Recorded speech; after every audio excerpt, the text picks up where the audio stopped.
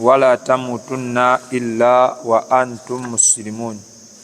وقال أيضا جل جلاله يا أيها الناس اتقوا ربكم الذي خلقكم من نفس واحدة وخلق منها زوجها وبث منهما رجالا كثيرا ونساء واتقوا الله الذي تساءلون به والأرحام إن الله كان عليكم رقيبا.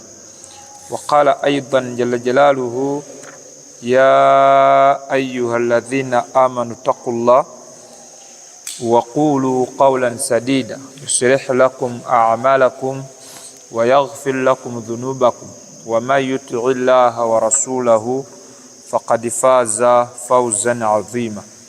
أما بعد فإن أصدق الكلام كتاب الله وخير الهدي هدي محمد صلى الله عليه وسلم وشر أمور محدثاتها وكل محدثة بدعة وكل بدعة ضلالة وكل ضلالة في النار. Amatenda malungi amajjuvu tugatenda n'obushitibwa Allah jalla jalaluhu. Allah waffe ow'ekisa abongezza nga tuli balamu, tumusaba okusaasira ebyengera n'emirembe abiza okuwa ekitiibwa nabbi waffe Muhammad sallallahu alayhi wasallam. Kakubuleeta nkutereeza akantu ako eyajja n'eddiini yaffe eno y'obusiraamu yakakasimuludde bubi.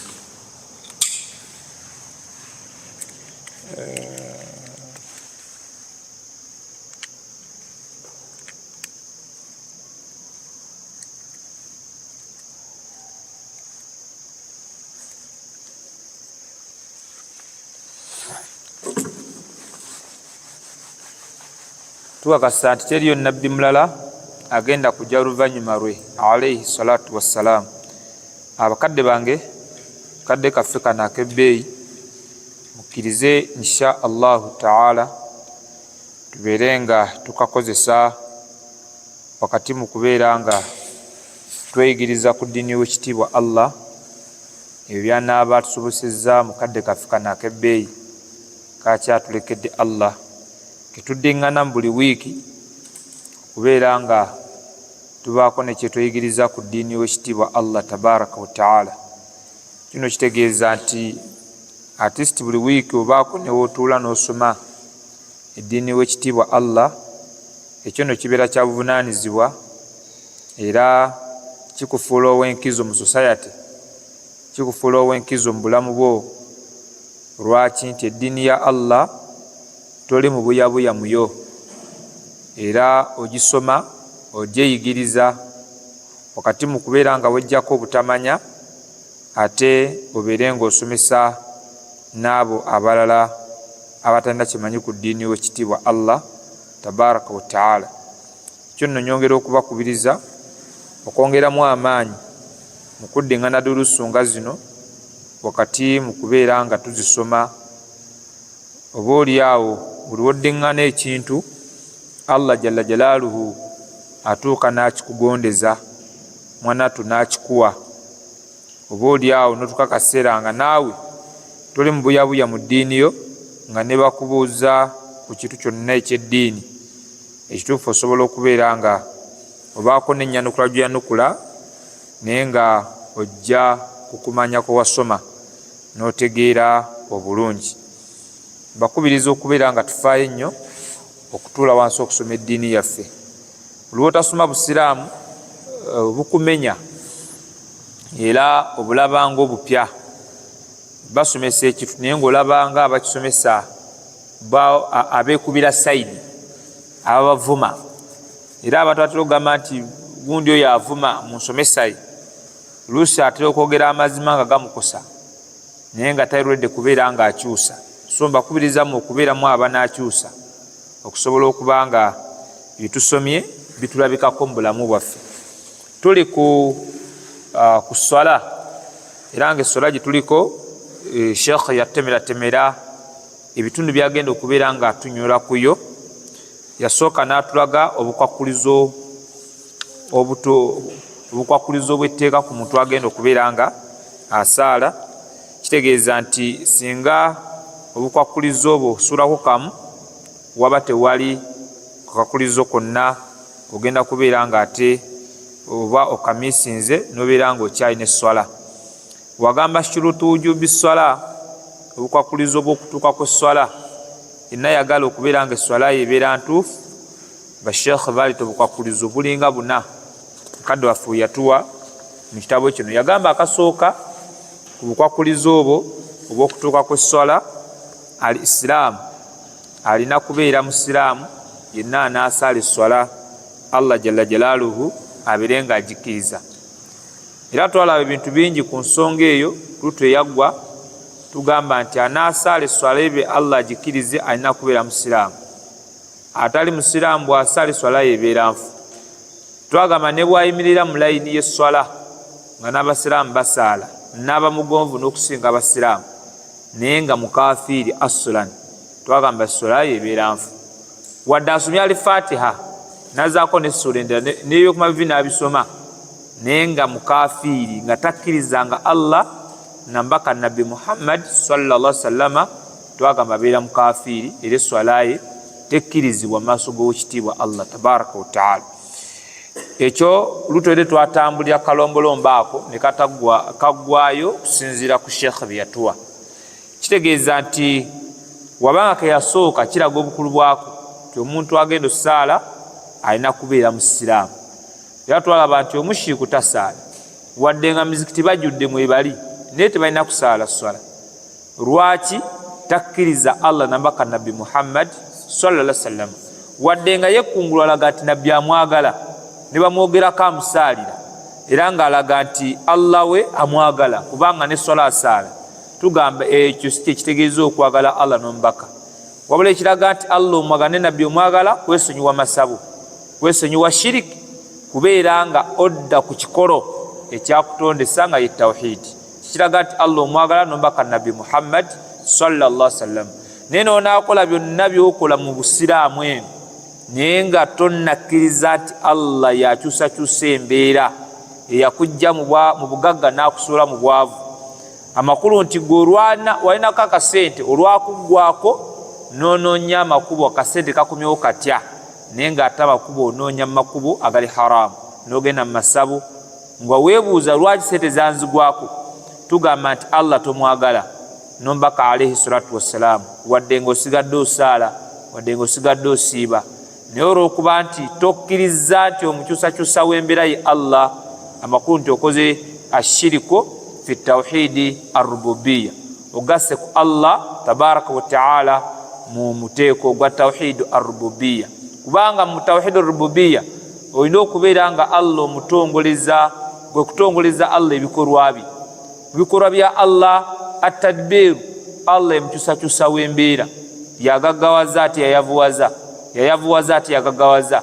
Kati bw'obanga okyalinayo enzikiriza endala nti waliwo ayavuwaza omulala nga si Allah, tugamba nti olina kwetereeza mu nzikirizayo ebeeramu ebituli mu maaso g'ekitiibwa Allah tabaraka wa taala. So twagamba nti omuntu yenna nga mushiriku tasaala era talina kusaala hatta ne bwajja esswala yakase nti nfu. Lwaki nfu? Kubanga akyateresa obulira bw'abaana, akyakunyuka n'erizi eri mu maka ge, eri mu mmotoka, akyakunyuka n'ebyemiziro, alina enzikiriza egamba nti ow'emmamba talya mmamba tawasa wa mmamba. Oyo bw'atyo tasaala wadde nga sigida alina bbiri, tasaala. Hatta ne bwajja n'asala neyeekaza najja, esswala ye nfu. Eyo Allah jalla jalaaluhu tagimuwamu mpeera.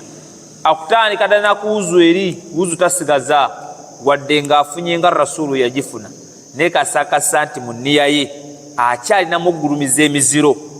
Wallahi ne bw'asaala nga rasulu yasomesa sallallahu alaihi wasallam, esswala ye ebeera nfu. Lwaki? Mukafiiri agatta ku Allah ebitonde, yenkanyankanya Allah n'ebitonde n'afuluma obusiraamu. Ne bwajja n'asaala esswala ye tagifunamu mpeera. Bwetugamba esswala tubuza hijja ate zaka, ebyo byonna tafuna. Ne bw'asanga kiyinja mu kkubo baligwa n'alijjawo, tafuna mpeera, akikole ku lwa bulungi bwansi. Ne bw'akola omulimu gwonna Allah jalla jalla tasobola kubanga agukkiriza. era obujulizi twabulaba lutu yaffe eyaggwa. Olunaku lwali lugakutandikira kakwakulizo kokutuuka kw'esswala akokubiri al-aqiru wal-bulughu. Sheikh yabugatawamu agenda kunyura mu omulundi gumu. Al-aqiru ne al-bulughu, omuntu anaasala esswala etuuke ateekeddwa okuba nga alina amagezi ate nga mukulu, ng'alina amagezi ate nga mukulu. Yo yagenda okusala esswala Allah tabaraka wa taala abeere nga ajikkiriza. Al-aqiru ne al-bulugh. Al-aqiru omuntu okuba nga alina amagezi, al-bulugh omuntu nga mukulu. Era twalaba nti obukulu buno bwe tugenda okulabaku wano mu shariya, omuntu asobola okubeera nga muto naye nga atalina amagezi so nga agenda osaali. Omuntu asobola okubeera nga mukulu naye nga talina maki, nga talina amagezi. Kitegeeza bulungi zati omuntu asobola okufuna amagezi wadde nga tannabeera nga atuuka myaka egy'obukulu, oyo aba alina okusaala. Kitegeeza nti omuntu okubeera nga alina okusaala esswala yeetuuke, Sheikh alessa akalombolombo wano nga kakulu agamba nti al-aqiru ne al-bulugh, omuntu okubeera nga alina amagezi nga ate n'okuba nga mukulu. Agamba obujulizi ku nsonga eyo hadithi ya Ali bin Abi Talib radiyallahu anhu, Allah msiimi, anna nabiyya sallallahu alayhi wa sallam qala, yagamba wekitiibwa Nabbi Muhammad sallallahu alayhi wa sallam, Nabbi yagamba ti rufi'a al-qalam an thalathatin, ekalamu yateekebwa wansi oba yasutulibwa ku bantu basatu. Amakulu terina kyewandiika, eyo yateekebwa wansi, tewandiika ku bana abantu abajja wansi wano bammanga. Yagamba asooka atawandiikibwako kirungi wadde kibi, ani naimi hatta yastayqidha, omuntu yenna abeera yeebase okutuusa lwagolokoka n'azuukuka, byonna byaba akoledde mu tulo twe shariya temuvunaana. Era bamalayika awandiika ebirungi n'ebibi talina kyagenda kuwandiika. Kitegeeza ki nti omuntu eyeebase ebbanga lyamala nga ddala kituufu yeebase, ne tugasa nti abadde yeebase na byonna byakoze abikoze yeebase, shariya temuvunaana newankubadde nga akunakuwalizza mu tulo twe kasakasa nti abadde yeebase, shariya temuvunaana. Kati oyo kalaamu yasitulibwa ku ye, terina kyemuwandiikako. Eddamu ddyo okubaako nekyewandiika hatta yastayqidha, kasita agolokoka nadda engulu. Kati byatandikiddeko awo nga baddamu bawandiika nti abadde yakayimuka n'abaku ne gwavuma, abadde yakayimuka n'akolayo ekirungi bwe kiti, tugamba nti awo malayika nga zitandika okunootinga. Ne mu tulo twe tavunaanibwa. Nagati wa anisabiyi hatta yahtalima, n'omwana omuto okutuusa lweyerooterera oba n'akula, byonna byakoze mu buto bwe, omwana otavunaanibwa. Era shariya temulinaako buzibu. Omwana omuto tutegezaamu omwana omulenzi nga tannaweza myaka 15 oba nga tannafuna kabonero konna mu bubonero bw'ekikulu, tannava mu maniyu, tannakula mu bitundu ebyensonyi, tannakubeera nga amerayo Allah byeyateekayo, tulabako nti kasita omera bino manya nti oli musajja mukulu. Amakulu nga tannafuna okabonero konna ka bukulu, oyo mushariya aba mwana muto. Kitegeeza nti byonna byakoledde mu myaka egyo okukka wansi, Allah tamuvunaana, era malayika tezina kyezimuwandiseko n'ekimu.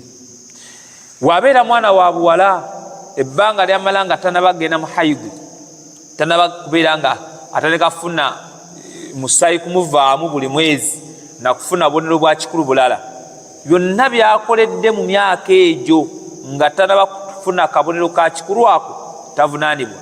Era maaso ga Allah talinaayo zambi yonna, wabula byonna byagenda otandika okukola oluvannyuma lw'okukula kwe, olw'okufuna akamu ku bubonero bw'ekikulu, byonna ebyo bigenda kuwandiikibwa mu kitabo kye ekirungi, ekiwandiikibwa birungi n'ekiwandiikiramu emirimu emibi. Amakulu awo agenda atandika okuvunaanibwa. Katonda agambye nti anisabiyi hatta yahtalima, wa anisabiyi hatta yahtalima, omwana omuto talina kyawandiikibwako okutuusa nga yeeroteredde n'atandika okubeera ng'avaamu amazzi ag'ekikulu. Agamba nti wa anil majnuuni, ne ku mulalu, hatta yaaqila, tuusa nga azzeemu ku magezi. Amakulu nti omulalu byonna byakoledde mu siteegi y'obulalu, kasalo kakasa nti abadde mulalu, oba yali akuvumyeko, yali akukubyeko, yali akuwemuddeko, yali akuvuddeko eggambo bwe liti, kasalo kakasa nti byonna yabikola mulalu nga wayazaagatta, shariya temuvunaana. Etandika ddi okumuvunaana? Singa addamu amagezi n'atandika ate okukola ebintu by'abasiru, awo tumugamba nti kati obusiraamu bukuvunaana, era malayika zigenda kuwandiikako ekirungi n'ekibi. Amakulu nti malayika ziddamu okuwandiika ku mawaya ekintu kyonna kyonna ng'amaze kuddamu magezi, naye mu bbanga ly'obwamawaya bwe tavunaanibwa, kyonna kyaba akoze. Kati hadithi eno Sheekh agirese ng'obujulizi obulaga nti anaasaala esswala Allah agikkirize alina kubeera ng'alina amagezi. Obujulizi buluwa bwe buno nti kalaamu yasitulwa ku bantu basatu, nga mubo anil majnuuni hatta yaaqira, omulalu yenna talina kyawandiikibwako. Kitegeeza ki? Nti mawaya ne bwajja n'asaala esswala yebeera nfu. Lwaki? Talina magezi. Nanti okuba n'amagezi kakwakulizo k'okutuuka ku sswala y'omuntu azze okusaala. Kale tugenza okukizuula ng'onazze okusaala wayazaagatta, shariya n'emujja mbasaaze. Kati ne bwasigala ng'ajja tatumenya mitwe, kuba olwedde ye tali mbavunaanibwa kusaala. Era ne oba okola ddawa ku bantu okujja okusaala, oyo tomutawandirako kuba taliiko mpeera, era ayinza n'okwewuunya lwaki omulemeddeko. Kakitegeeza nti oyo talina kubeera nga asaala.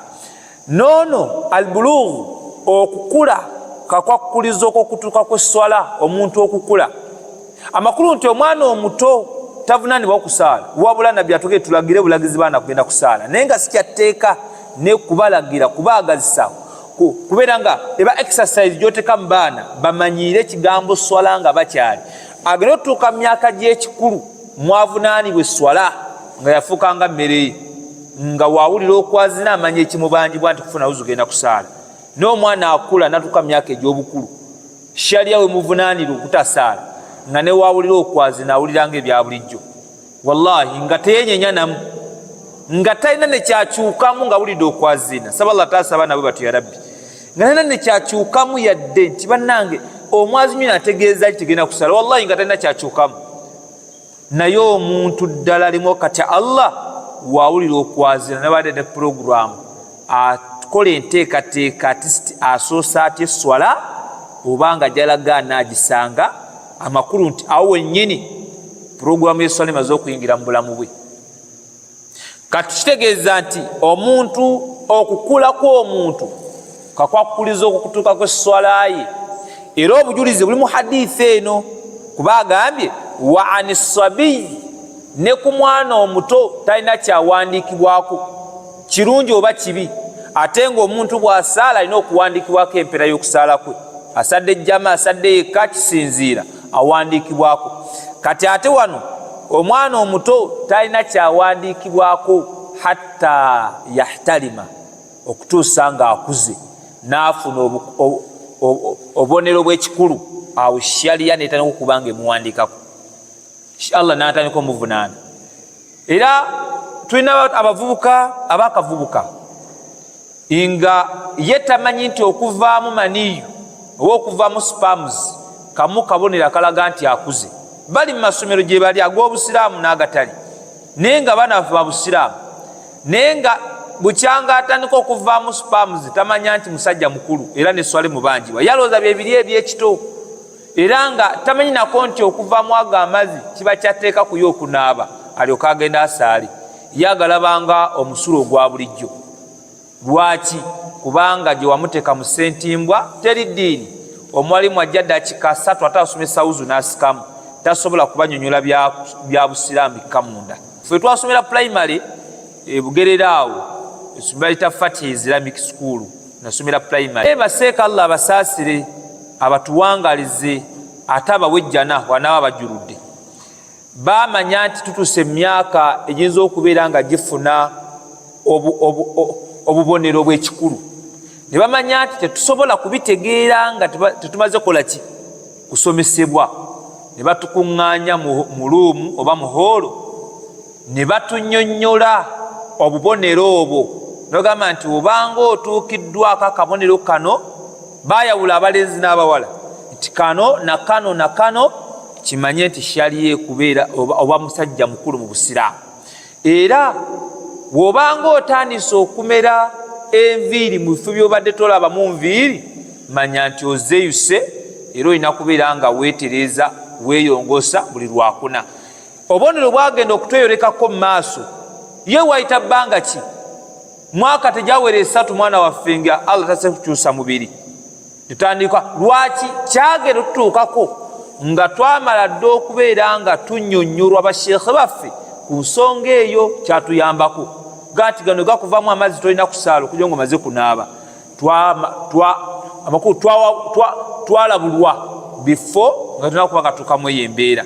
Kati masomero gaffe ag'obusiraamu nayo kiteekeddwa okuba nga kibeerawo, abaana banyonnyolwe, aleke mwana kutuuka mu siteegi yakuwunya kavubuka nga tamanyi na kyakkola. Aliwo mu kaseera okubeera nga maniyo olumuvaamu ayambala mbazi yunifoomu n'agenda mu kiraasi, afunye wuzi kasi afuna wuzi kyamanyi kuba bingi tebyagala kunaaba. Kati n'atamanya ati yembeera wagituukamu kyatteeka okuba nga anaaba. Kati omwana omuto gwe boogerako wano tavunaanibwako swala, naye alagirwa agenda asaale, naye mu shaliya si yatteeka ku ye. Agamba nti ebeera ddi ey'etteeka hatta yahtalima, kutuusa nga atandise okufuna obubonero obw'ekikulu ng'okwerooterera. Kati kitegeeza nti omwana omuto oba okukula kw'omuntu kakwakkulizo kw'okutuuka ku swala, kusiza ku hadithi Sheikh gyakoze ki, Sheikh gyatuwadde. Agamba nti lakin naye yajibu ala waliyi sabi, kikakata kwoyo alina obuyinza ku mwana oyo omuto oba gaddiyani w'omwana oyo, taata maama senga aminako obuyinza, ayamuraho biswala, okubeera nga amulagira okusaala. Amakulu kikakata kyatteeka ku taata oba maama oba yenna alina abaana nga baana basiraamu nga naye musiraamu, kyemukakatako okubeera nga abaana abo abalagira okusaala, awatali kubeera nga abalaganga eswala eno etali nnyo yatteeka ku bo, wabula abalage nti okusaala kiteekeddwa okubeera mu bulamu bwammwe nga paati ku bulamu bwo, era abalagira okusaala mu mbeera nga yabwatteeka, mugende musaale. Oba tosadde sigenda kuwa mmere, oba tosadde sigenda kwongera ku kifi olwo mufumbye ku nnyama. Amukulu omwana ateka okubeera nga atandika okusaala, yeeyigiriza eswala nga akyali muto. Kakigamba nti wano kiba kyatteeka ku taata, bataata tutye Allah, abaana baffe tubayigiriza eswala nga abaana bakya, tubalagira okusaala. Nosanga amaka nga taata tafaayo, kaye afa kukimu banaabye, subhanallah, balidde ne bamulopera nti munnanga abaana bo tebasaala, talabanga nsonga naye nga balidde, yiye baleke balisaala. Allahu akbar. Nga tolina mbeera yonna gy'otaddewo mu maka eraga abaana bali taata kukyeswala mukambwe, wabula ate oli mukambwe ennyo nga bagambye nti omwana yabbye ekifi, kuba omumanyi nti yakendeza ebifi bandibadde bakuwa ebina bagenda kuwa 2, awo n'otabuka omugo n'ogugjayo, ekitali kibi kubanga obajjamu obubbi, onagwe simuze si mulungi. Naye olina okuteekawo embeera n'otabuka ku kyeswala, era nga manya oyo muzeeyi ku swala atabuka, naye ffe abaana tusika busesi nabo, kitali kibi, naye wawe etagisa okubanga tolina kulaga manyogo baana ng'olina gabikkako omugo gunyooke wabutasaala. Kasaba tuka mu mbeera nga esobola okucapwa bacapwe senior 1 P7, oyazima omwana yannema gwoliko ekikyamu, mwana akulema ti P7 P4 P3 aseeko abaana banjayukako senior 1 omwana okusala lutalo. Essola zasala ku ssomero 2 kubanga wadde zuhuri ne lasiri, ate nga nazo okuzisaala abadda beegoba bwegobi naye sabani bagenda okukimeswa nga sabani eva abeera bweru, omugo gw'abatasala jjama gumutwaliramu buli lunaku. Tuka bannange, kati oyo omugambe nti ewaka tukasaale nga tewalina ddoboozi lyonna limwongerako kulya ku ssomero, ajja zikubirayo paka ne mu bukulu ng'okusala kimanyi swalezi 2 zuhuri nasuli nesigadde gwamba manyi kasalla naye alaba nsala kuba watasalirako ddala sheyimba simusinga mwe bamu kubanga oleka egi n'ofuluma obusiraamu oli yaleka 5 zonna kati munjawulo ki jindage temulina mwenna muli bamu kati abange swala naye otolina ateekateeka abaana baffe okuva eno wansi kigenda tuyambako okubeera nga abaana abo bamanya obukulu bwaki bwe swala kwano shekha agambye kikakata kwoyo alina obuyinza obuvunaanizibwa ku mwana omuto ayamurahu biswala okubeera nga amulagira okusaala idha balagha 7 singa omwana aweza emyaka 7 tandika okumulagira eswala wallahi tandika omulagira okusaala okuba muziki jangu naye ku muzikiti insha Allah amanye nti amanyire so si kujja kuzanya amanyire nti n'okusaala era mugaye nti omusajja asaira ku muzikiti omwana akimanye namutani wange Basaamu Allah amsaasire kato myako bagiri ena naye namuga omusajja asaira ku muzikiti naye basirewe waka baba mukuyomba ne maama we nga tata yanga omusajja swala ya ku muzikiti maama we ndeka nengenda ku muzikiti nengo obudde buzibu lusiriyo kwanza embaawo tukusalayo ku muzikiti ne banga mati bira twenyula gwenyozi ngenda sigenda ninga Allah kati nga mulize bisanyusa oba muyombyemu awo mwabamanyi manya nti kyetedde omwana kyekyo era wembeerawo kizibu nnyo okubeera nga era obwolwa tata bazinye nga twambuka nga tugisaala nga tuddayo ekyo yakimanyiira kati ate Allah yawukana wala mama we ng'akeereyo okusaala ng'amukolako ddaawa Allah ajja kwokya tonnagisaala nekinkolera akazi bakubira kubyo swala era wekomawo emboozi eyitiŋŋana taata nasadde ne mama yasadde kati okay Allah atekamu khayiri so kitegeeza ki nti abaana n'okubateekateeka bamanye swala ng'obudde bukola ki ng'obudde bukyali kati agambye nti wano kyatteeka kwoyo alina obuvunaanizibwa ku mwana omuto okumulagira eswala idha balagha 7 waweza emyaka emeka emyaka 7 wa ayadribahu alaiha idha balagha 10 omuggo guveeyokko singa omwana aweza emyaka 10 olaba nabbi yamanya nti wano 7 mulagire bulagizi tembamu yadde oluyi wadde omuggo kigambo buga munange sula swala myaka 7 mulagire bulagizi swala wegiwera emyaka 10 nga sula afuuse ekizibu takyagala kusaala omulaba ateekamu obugayaavu awo nabbi agambye nti jjayo ku muggo ffe mu busiraamu tukkiriza okuba ku muggo era nabbi yatulaga emboozi zirina okukubibwa ffe mu busiraamu kati agali amadiini amalala bo omuggo tebagalira ddala era ne gavumenti yagala kuba baana ne gavumenti etegere nti omuggo mulimu baraka singa temwalimu baraka Allah teyandiragidde kukuba kuba yamanya nti omunyiwo omwenge banamukuba embooko 8 tagenda kudda kuwalagi eyo Allah mateeka ga busiraamu nga mwagala omwenge gugwe mu ggwanga buli agunywa 8 ogenda kubira wiiki egi nga bateredde abasiraamu n'abatali umma twagala gwa basiraamu mabaala 8 gweyimirira ku mulyango gwa bbaala geti buli musiraamu weeru soko jeyo omuggo omanyi feesi munyige 8 bayiza okwekweka tetufuddeeyo gweteeka wakakodyo nti buli musiraamu afuluma ebbaala emitwalo egi gigino njirina wano bajja kujona endaga muntu sekamanya wallahi nze sabani sekitoleko ndaga muntu ogiraba seka mpesa lujange enve wano bane nagwe nnoonya bwati sabani inshallah imiriraawo tofaayo ngenda kuwesa tujo seka tonimba beeraawo gwe poza olina koobala omulala ngajja seka wallahi nze jjuma seka manya seka ndiweri butambala familia mulimu abazinyi ajja kutemera gamazima gakugamba eji juma dawali nga akyuma omulala je seka nze Abdushakur kati badde okola kimuno wallahi badde nagwe nnoonya dawali Shakur ogenda okulabanga mubaddemu abantu 10 nga abasiraamu 3 obaziza wali bweru so kuba we 3 gyabwe tobalimba kati omugo gonyoke gasimusa gete mudda mu bbaala just good age so kyetunyiga ate nga kyetukola tukinako security kuva mu gavumenti tugeza ku polisi katono nti tulekye tugenda okukola kawune bino byaffe bya busira naye mutuyambe mutusupporting mu nsonga eno mugugunyoke bulungi nti yalla afaanagana nga ekiri eri babawadde saneza naye nga emboga ezibayitako oluyita tebagenda kuddayo komawo. Lwaki?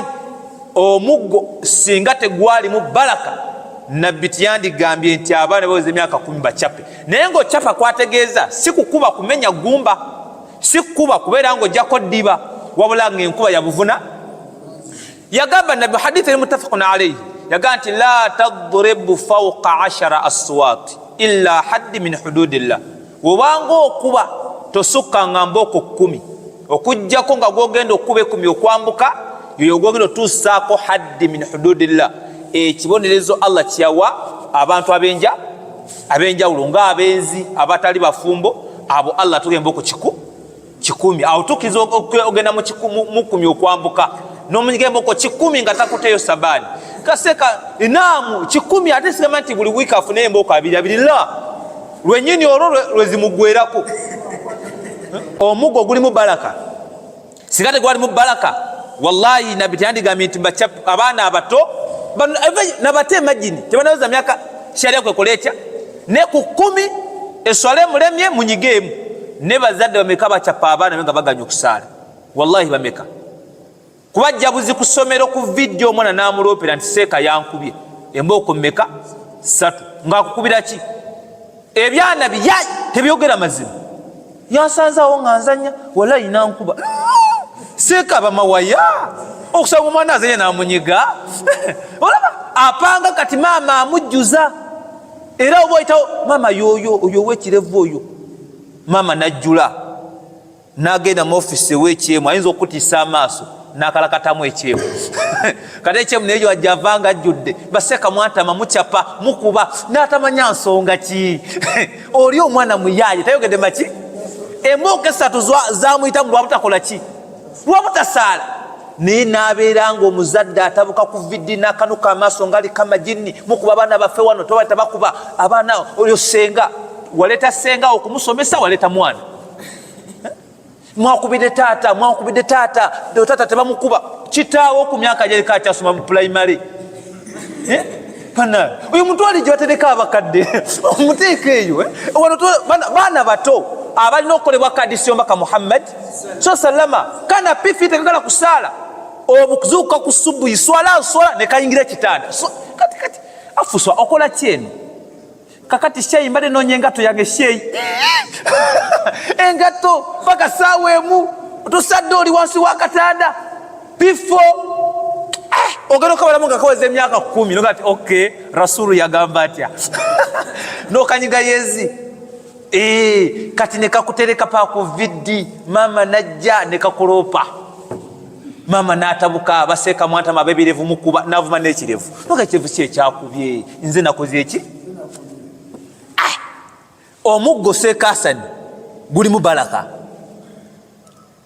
okumenya guli mu baraka Allah teyandi gutadde mu Qur'an naye enkuba gye tukubamu kaifiya yinza okuleeta ebizibu n'obanga okyapye bulungi mu ncape y'obuvunaanyizibwa ummeeterera bwetunuulira gavumenti nayo sebe okozesa ku kyomuggo aba LDU bakozesa ki LDU kiboko akusiika emabega eyo wallahi noterera nga n'omulegereri bwotyo gati sebo nkutumidde taata mbadde nze ngende eno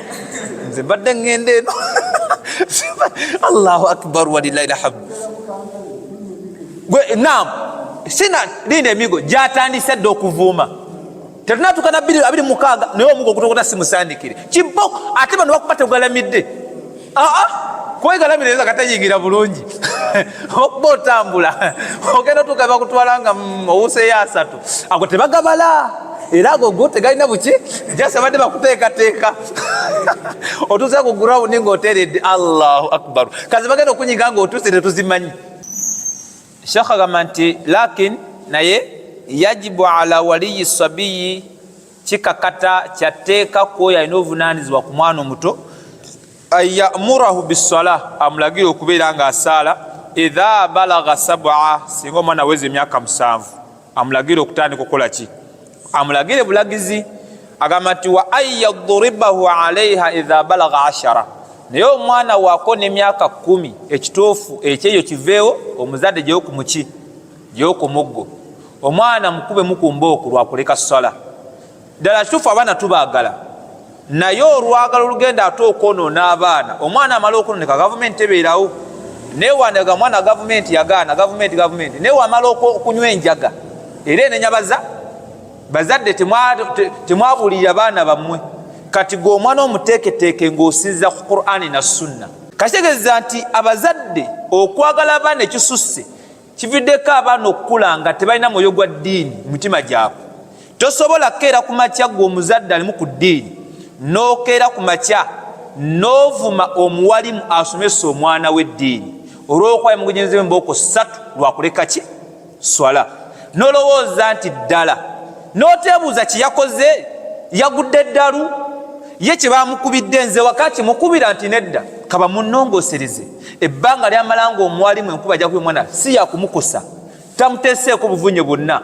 Amakulu nti akuba ng'omuzadde wakola ki, wadde nga lwo bayinza okuba nga bakisussa.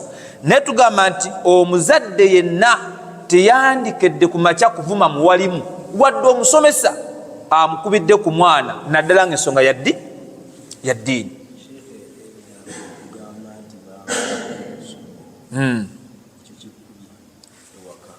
Just okuloopa obuloopye edda nti bankubye ku ki, ng'ekyo kakyoka kikola ki, kikwongeza ewaka emiggo nowejjusa lwaki ndoopye. Noze ekiseka bula zitulwamu tatange tulwa museka Musa, ekyo nga kikwongezamu ku muki, kati bakukubye okay, jangu wansi kati badde banyi nti ndoopye kufuna security, poza ate wendoopedde banyongedde mbongezi. Subhanallah. Kati ate guno omulembe omwana okuloopa ewaka nti bankubye, maama asooka n'akola ekimu ku bibiri, nagamba nti bakubidde ki, ayinza n'obutakibuuza, nagamba nti ani akubye, ono baseeka bantama ku nsi kuno, mwe balegera ebirevulevu ebyo, bano baana bafutulina ebizibu. Ayombesa mwana waali wano, nze siriiwo, n'asooka nkalakatira mu maaso g'omwana nga bwe sirina magezi, ng'ebirevu ebanywamu ku magezi, nzina sitegerekeka, mbabonyaabonya era ngenda kukyusa mwana nge nkugjeyo. Kati agenda okujja ku viddi ng'oyodde yampisamu ddegga eggaali. Ekyokubiri, omwana agenda okukomawo okumusomesa hadithi, okwekalakasa mu kirasi ngalaba omuwalimu atalina amagezi, kifeena ekiri awo. Era n'agamba ku mwana nti maama yamuvumye ejjo, erindi kuba abanne twakomawa mugyeyo ebitabo ng'agamba bamuvumye, mami yamukoye namuloopi naye yamuvumye ekumpi eddakika ngaaga. Allah kati zo byonna nsaba Allah tusaasire, naye abaana baffe tubatereeze ng'embooko tetusukka mbooko 10 Allah nabbi ziyakola atya, yagamba zikke wansi, ng'embooko zo nga 5 inshallah azekutte bulungi, era nga yakimanya ntata kasanjigayo 5 takutasukka 10 okujjawo ng'omwana we yatandise okunywa omwenge oya mutusako haddi. Kati awo tetenkanye ng'ejogeno munyigamu ekinana inshallah. Sallallahu tusaasire. Kalwana agambye hadithi kino kiriko obujulizi ekyokukubamu omwana embooko ng'alese sura ku myaka 10. Ne abazadde tuteekewo embeera ewaka ng'omwana wabatasadde waliwo oluyogaano olubeerawo n'omuggo ne gunyookako. Wallahi ng'omwana omukubira swala era ng'omuggo we gunyooka ne mama waabwe waali akankana kubanga amanyi isha eyagirese. Tebimpaayo bino bannange, tebimpaayo nga yeeraliikirira kubanga muzeeyi okoze eki ebyere tena nsonyaga taata ne mami naye ishayi teyagisadde foto ate omusajja atalina mpisa nawe wano gweno n'abaana oyo nga mutuzaako nga 8. Allahumma salli wa Allah. Kati so twegendereze abaana tekewo embeera ewaka lwabutasala nga tajja kufuna ekyo lwabutakola ki, lwabutasala. Embooka emunyokereko ng'embooka etegeka bulungi mushategera mutusako obulebe bwonna nyigo omuggo nga gwewo omusajja ng'asobola okuba omwana embooka ezi naye nga asobola embooka ezi 5 mugyeko omukono mugee toddamu era kizo okuleetera omwaka mulanga toza okumunyiga ne sula anti jukira kati ndozo misinga omugambo omuka mumunyiga ne mujukiza olunaku luli emboko bbiri kasobe mokes naga why omutabuli kyo naye mukambwe Allahu akbar naga nakola atya nasala yagamba owekitiibwa Nabi Muhammad ku nsonga eyo muru abnaakum bisala mulagira abaana bammwe okusaala wahum abnaau sab'i nga bokonya emyaka 7 wadribuhum alaiha abaana mbakubeko ku mbooko wahum abnaau 10 nga bweze emyaka 10 embooko eveeyo wafarriqu bainahum fi lmadaji'i waweze emyaka 10 kati mbawule mbyensula babadde basula musenge kimbalezi nabawala kati bawule ku myaka 10 tubirinda kutuka musini ya fono byawula bija kuleeta ebizibu mu family byana tebina buzibu buguma buli kaseera ajja bugumira ku mwanyina nagati mbawule okuba safe side mbawule naye osanga omuzadde ng'alina emizigo yafa ku kimuseeti yafisaako omuzigo balenzi bawala omu jukira abaana bawala balina obutonde bwabwe bwanjawulo naffe waffe bwaki baganya okweyambulambula buli kaseera n'ebitaliimu kati ate ezinange nyingira oli yeyambudde olaba wongene okuleeta ebizibu mu myaka gyali musikizi wakola ki kumutunulako wadde nga mwanyinanze naye Allah izza ku muzeeyi akyalimeza abaana mu ruumu etya mwawule abaana mukwano gwange omu yatuuka n'okuva ewaabwe asule ku muzikiti nga tajja kusobola kusula na mwanyina mu kisenge kitya kimu nagamba seeka sobola ayingidde siniya 1 ndi mu siniya 4 bikwatagana taata mugambye akoze eki aganye naavo nasula ku muzikiti miskini nga nenga atalina maka nenga mzee alina maka ne bwezi kota kweziri nenga okufisa yemu ajiwo omulenzi alaba nga akola losi sija tunasula ku muzikiti kumala akabanga nenga mzee nga atamulaba awoza kimu lwaki wave waka ngo tokiraba onda akuyamba ne mune ku ddiini asomye ku ddiini ategeera amateeka era alisigalawo ne babeera ne mwannyina omu oba yeyambudde bulaza fuluma nyambala efuluma ekikisa ekisimanyi nze sirina byange olina kyanjawulo ki Fatuma nawe nvaako nadda ku ssimu ye eno wakubayo eriiso akaba maka taata otendeka ki ye ojja kuwunzika okaaba amaziga naye nga kantu kali katono kwawula abaana byasula naye ku myaka 10 abaana batuuse mu P7 tonaba kubaawula subhanallah fete nyumba y'omusiramu yandibaddemu ekisenge eky'abaana abawala n'abalenzi n'ekike n'eddiiro kale n'ekyabagenyi byandibadde bimala naye olina ennyumba ebisenge 18 obyagaza ki 18 saseka kiri mpumuliramu ku 8 wano ngende ku 10 gwe agumalala naawe ebyo seere zotaddeko ebisenge zireete mu busiraamu zikaze umma zimba amakanga geego kyomwana ewa n'abakuze basigaza ekisenge kya abaana basigaza ekyabwe paka Allah lwana bagenda ne bava mu makaaga ngene bagenda ne bateekanya obulamu nete muddamu kugatta baana baweza myaka 10 mu kisenge kimu mujja kuleeta ebizibu kati wabagati ebyana byono sinaku zino tulina amasomero ge tulimu essaawa eno obutabifu kwanya n'akawungezi ng'omwana baby class top middle nga buli mu kinaabi kale kibase kubanawo goza kebako tekalina nsonga tekalabye eki mide imagine middle class ng'omwana agenda kumunenga bakaku temwabira akatambya akasaasana ku munne waako nenga wansi eno class ize omwana mbandi ku ssomero kana P3 imagine P3 nga kalina abakyala aba wallahi era bangamba seeka ono golaba ali yono golaba alina abakyala babandaba nemugamba ali yusokoleke banimba ati seeka wekiri wamani nakwe mu P1 omu ne mu P2 tivaawo Allahu akbar subhanallah P3 olina abakyala basatu olaba obutonde musajja amanye balina kubaaba kano zali atekateka wakona Allahu akbar nagamba Allah tusaasire nebino obwana nga buli mu kiyumba subhanallah Hobo wali buzanya tempo. Ate bana emizanyo wawa abaana balikira emizanyo gya tempo wowo, mama yoyo nze daddy gwe mami. Bugobe emisinde bugende. Daddy wawe.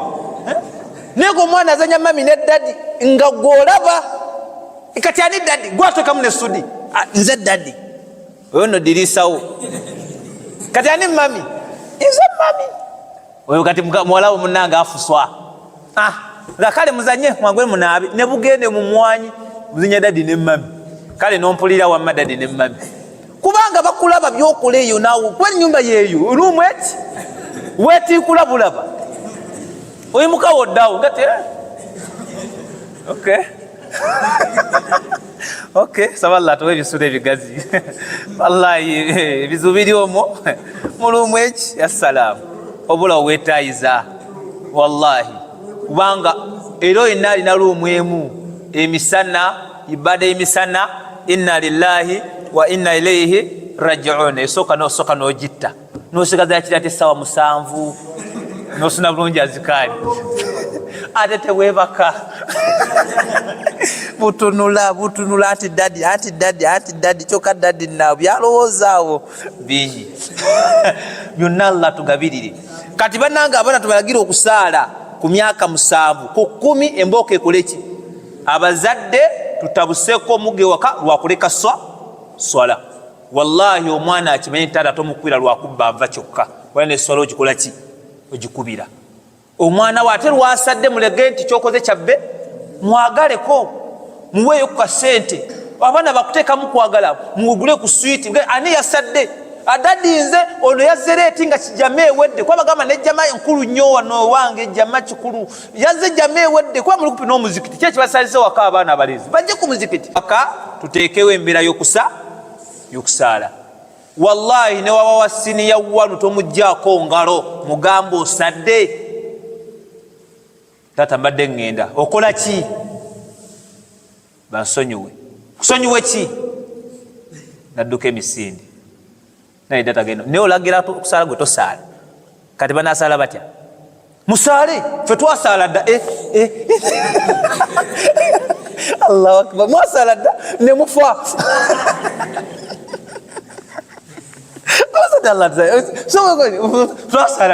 no fa Allahu akbar. Sebo lagira nga ne bokolotya nga ne bosala sikulagira nga gowezika mu bulangiti kwa isubi oberere mu buliri gwa sura imusaba no musale subu imusaba tonna vayo nebi mukabize mutulo tunji nifune buzu ne bisala gole musade mumaze ani yafuruta gokola ki no mala sawa zobiri no vayo no vayo no tulawo no nywa chai no mugati kuliko blue band to sadde subis ko kwata disi talagiriro obulungi naye afuna obulungi ebyana byange ezebizale zemperazi yoddi tato oli mukafu esolole kechi nokola ki nofuluma biri bisilamu ate kati omukafu alina abasilamu kati saala n'abaana bakole ki amaka gabiremu omukisa. Naam ekirala akalombolo mu kutuwa kw'eswala adamul haidi okubeera ng'omukyala tali mu nsonga za buli mwezi. Omukyala waabeera mu nsonga za buli mwezi talina kusaala wabula waatukula n'azivaamu tumugamba nti eswala yateeka kuye kasita abeera musiraamu ng'alina amagezi ak'obukulu wedde kaikano teri avaamu haidi nga muto aba mukulu. Obujulizi obulaga nti omukyala ali mu haidi tasaala yagamba owekitiibwa Aisha radiyallahu anha anna nabiyya sallallahu alaihi wasallam qala nabbi yagamba fa idha aqbalat alhaydatu fada'i as-salah nabbi yagamba alayhi salatu wasalam fa idha aqbalat alhaydatu bwebanga haydazze ngolabye haydi nabbi yamugamba nti fada'i as-salah olusalam koleki mujireke amakulu obanga ogeze mu nsonga sola gikole ki sola giveeko tosaala kubanga omukazi ali mu haidi takola ki tasaala. Fa idha dhahaba qadruha faghsiri anki dama wa salli naye ebbanga lyago we liggwayo ne gugenda aga nti faghsiri kati funa amazzi okole ki onaabe wenabeko ogwo omusala makulu nti onaabe otukule then ojja okuleki josaale oba otandika okusaala. Amakulu wano hadithi etulaze ti okubeera mu haidi kikivirako omukazi okuba nga tasaala, then bwamala okunaaba n'atukula kakwakuliza akamulaga nti alina okukola ki, ti alina okusaala eswala yateeka kuki kuye. Qala Ibn Munzir rahimahullah, Imam Ibn Munzir Allah msima agamba ajmaa ahlu lilmi ala isqati fardi salati anil haidi, agamba nti amanyi bonna bakyegattako ekirwa kyebegattako ala isqati fardi salati anil haidi, okujja esola ku mukyala ali mu nsonga ekyamanyi bonna bakola ki nti talina kusaala.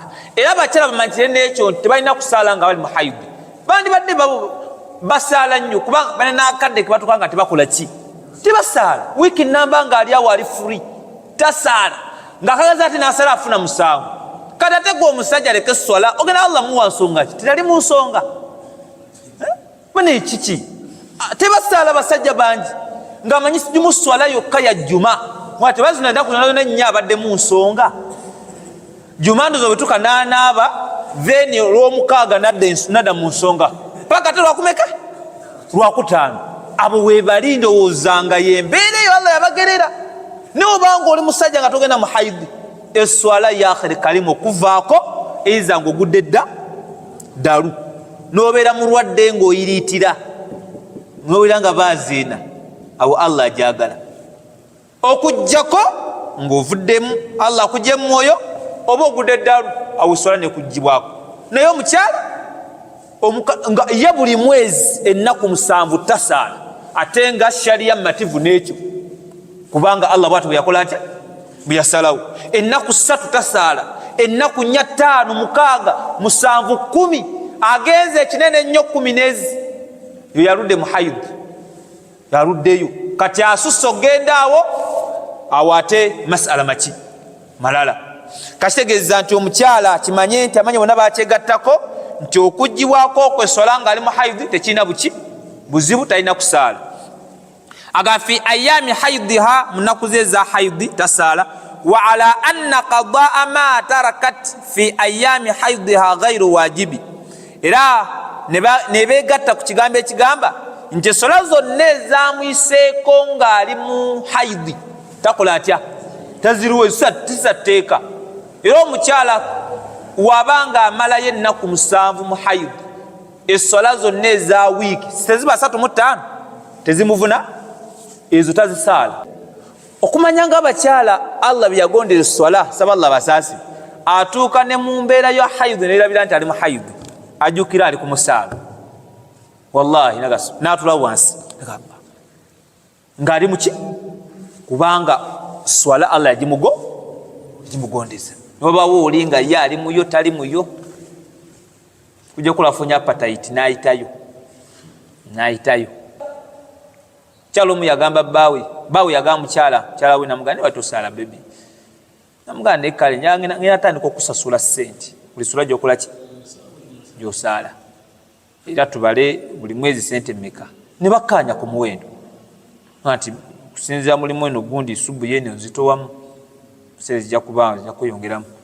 Ne bakkaanya ku mwezi ne kuswala. Kakati akabanga katambula musajja amanyi omukazi akola ki atiramu akaki akantu kati batuwa ku nkomerero batuwa ku meza nti omwezi goze eki weddeko. Namugamba naye gwe oba olaba okyasaalira omusaala, yali amufeera. Omukazi namugamba nange nategeera nti onnimba nasalanga sirina wuzu kati buli kati kyekolome nasalanga sirina wuzu oba okyaddayo okulamba okyaddayo kwoyo oyo amanya nti bawe muyaye jamada mufere nange wuza pe sagifunangayo kati agamba ga shekhe muyaye kumuyaye mubaya kumubaya Allahu akbar. Kati abakyala abo Allah batutaasi ya Rabbi. Yagamba Sheikh obujuzi obulaga nti omukyala ebbanga lyamaze ng'ali mu haidi ezo swala tezimuvunaanibwako era tazisaala. Hadithi ya Muadhata binti Abdillah qalat Allah msima agamba sa'altu Aisha lumu nabuuza Aisha omukyalo ono Allah amusaasire agamba lumu nabuuza maafa ayitibwa Aisha radiyallahu anha ye mukyala tabi'a bamu kuba tabi'a abalaba ku basahaba bombaka Muhammad sallallahu alaihi wasallam era yali muyizi wa maafa ayitibwa Aisha ono omukyala kati mukuba nti yali muzima ma Aisha namubaka ekibuzo kyakola atya kyamubuuza namugamba nti ma barul haidi taqdi sawma wala taqdi sala kyekyatuuka ku mukyala yenna owali mu haidi okubeera nga Allah yatulagira okubanga tuliwo okusiiba naye ate swala tetwakola ki tetwalagirwa amakulu lwaki libwe kityo nsonga ki lwaki okubeera nga Allah tulagira tuliwo okusiiba ate swala tubenga tujiriwa mama Aisha namugamba aharuriyatun anti oli mu khawariji ova mu kifo ekiyitibwa haruriya kubanga ekyo kifo ekyali kifutwamu abakhawariji kati mama Aisha yeralikiramu inaatyamu ekibuzo kyakoze atya kyambuuza nga ti aharuriyatun anti ova erimu mu kyalo kyavamu abakhawariji namugamba nti lastu biharuriyatin nze siri mu khawariji era siri mu bakhawariji nga wokikolaki nga wokirowooza walakin naye asalu mbuuza buki mbuuza bubuuza nsobole okufuna ansa faqalat mama Aisha namugamba kana yusibuna dhalika fanu'maru biqada'i sawmi wala nu'maru biqada'i salah namugamba nti naffe yembeera yatutuukangawo ku mulembe gw'omubaka Muhammad sallallahu alaihi wasallam nga nabbi akyali mulamu nembeera yatuukangawo fanu'maru biqada'i sawmi naffe twalagirwanga kola ki kusasula kusiiba ne wala nu'maru biqada'i salah tetwalagirwa okubeera nga tukola ki nga tuliwo essala amakulu nti teyamuddamu kibuzo kyeyakola atya wabula naye yamubuulira kyakola ki kyabangawo kakitegeeza nti abakyala tononoza nsonga eno lwaki baliwo okusiiba ne batakola ki kati yakole kimu ku ebyo aliwesa okusiiba oba takola atya anti anyiize ennyo ayagala kumanya nso kuba omusanga seeka naye lwaki ng'olaba mukambwe kakati nze gwokambwa nze naliyo nga mekaga amateeka gakka naye nga sanze buki ate waliwo ensonga Allah ze yatulagira okukola naye nga teyatuwa nso kati ekyokulabirako omuntu okugamba nti okulya ennyama y'eŋŋamiya kimalako wuzu oyinza otuwa ensonga nti ate kati eŋŋamiya ogyolaba ekaluba nnyo bagifumbira kumpi essaawa 8:30 Sheikh naawe okiraba ekyo muyizi munnange ekyokubiri enywa olunywanga ate lwanjawulo ku nte aseka nedda sinze ensonga zogenda okukola ki ekyo Allah yakola ki yamanyi lwaki ennyama y'eŋŋamiya emalako ki kyokka ekyewunyisa supu waayo talina ttabu osobola okuwuta ebidomola nosigaza ewuzu naye ebizibu byonna biri ku kantu kano kasita olwanamu n'omukono omusulo omusulo gw'eŋŋamiya ddagala Allahu akbar ddagala era woogunywa wuzu osigala nayo kubanga ddagala kati bannange eyo ŋŋamiya bwetyo Allah bwe yakola atya tojja genda ku musulo gwa mbuzi ogwesibeko ogufere abantu yakhe nedda ŋŋamiya kati ekyama ekiri omu Allah yakola ki Allah yakimanyi tayib kakati mama Aisha naye yamugamba ekyaliwo ku mulembe nga nabbi akyali mulamu nti naffe otwo twakola ki bwe twalagirwanga kubeera nga tuliwo okusiiba naye esswala amanyamu ne balaba nti okusiiba kulina akabanga kaki katono ate mwaka kujja kutya kumu naye ate yesswala eddiŋŋana buli kaseera Allah yasinga okumanya naye kikulu baliwo okusiiba bakole ki esswala tebakola ki tebazirwa singa kwali kuliwa swala bakyala bandi baddooza singa tebakowadde subhanallah swala za wiiki yandibadde akalubirizibwa kweyanibadde kati atebeza ntukudde ye nakumeka pozi nnya adda nakakirweta buli naku naba kakirweta era ngaziba swala 27 Allah ebyokola bibeeraawo kuba kimanyi swala naako kasana obayo 10 nanywa nalya awuzikaakoyinga kankomaawo kasita nsaddeyoko 10 naye Allah tazaagala ezo atandike wakoze eki watukudde namu tumufundike na kino adamu nifas omukyalo okubeera nga tali musayi gwa gwa nifasi oguba nakawere kalombolombo akamukasa okusaala guno oguba nakawere. Era obujulizi an ummi salama qalat kanat nufassau tajresu ala ahdi rasulillah 40 yawma, abakyala balinga musayi ogwo oguba nakawere balinga ku mulego maka Muhammad sallallahu alaihi wasallam nga nabbi alayhi salatu wassalam balagira okuba nga batulina ku 40 ana nga tebakola ki nga tebasaala ennaku 40 teza nti omusayi gwa nifasi ebbanga tegulina bbanga ttono negulina ebbanga edde. Teza nti omukyala asobola okuzaala nokulwaza dde lwennyini nifasi nakola ki nabula, awo kyale mugamba nti katandika okufuna uzo okole ki naaba genda osaali. Wawo omukyala azaala mu wiiki 2 nifasi nakola ki nakoma katalina bbanga ttono, naye aba agenze munaku ana nasukkawo ate kiba kiki kiba kirala. Kati baatulanga ennaku 40 nga tebasaala abakyala balinga mu kusayi gwa nakawere. Bujuzi obulaga nti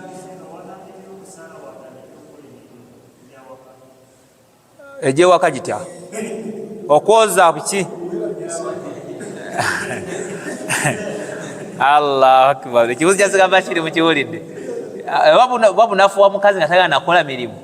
Bino masala gali kubya swala na kusiiba, so si kunaza ngweza mwana na kunaaba kukwe na kulongosa lujja.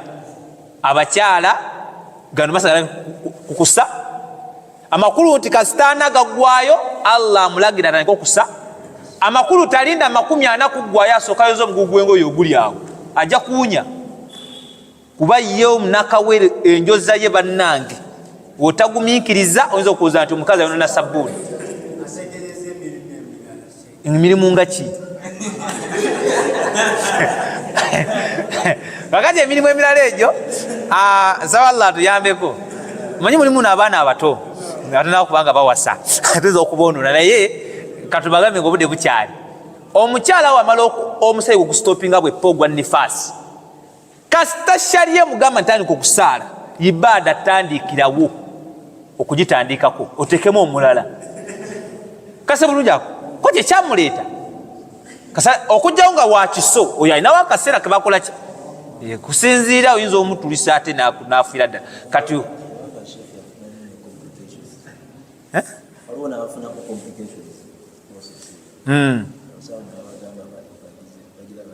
balindemuko tomutandikirawo omulindamuko ogumiikiriza nati Allah gatuwase bameka nga tufunye mwaka waswala etaaba bana wakati ono wabanga nazadde tomupa oyo omuleke muwe byakulabya gende wa namba meka gende wa namba 3 namba nyo nagera oterera inshallah nga okola ki kata nawe bamwadde emyezi gye 7 kuba mugumu gati inshallah gumiikiriza mukyala wange njalo benga oli mulamu pozo inawe wumulira polampola ne bukasero olina omukatobe n'omutunuulira wateredde wuzi zakaze Allah akbar ekaziruddewo ezalu zayangowa so Allah tusaasire ya rabbi atugabirire tuwase ku bakyala basooka kwomu ya rabbi Allahumma amina.